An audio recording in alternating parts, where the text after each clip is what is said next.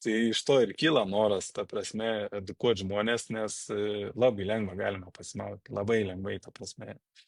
Aš dabar prisimenu tuos įvykius, tai tikrai nebuvo lengvas kelias. Tai vat, jeigu ten kažkas kėdžia, kad lengvas kelias yra į kripto, ne, nėra lengvas. Bet jeigu jūs tai praeinat, viskas gerai. Ir jeigu jūs galite pasimokyti iš tų žmonių, kurie yra prabuvę net ne vieną, o du bulius.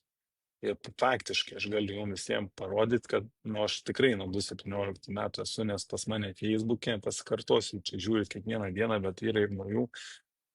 Jeigu nueinat Edgaras Galminas, nuotrauka ten yra su kostiumu ir yra Blue Badge ženklelis Facebook'o, prie video nueinat, paskroilinkit į pačią apačią, matysit, kad aš 2017 metais jau dariau laivus apie kriptovaliutą, tik tiek, kad tada tikrai kaip į durnelius mus žiūrėjo.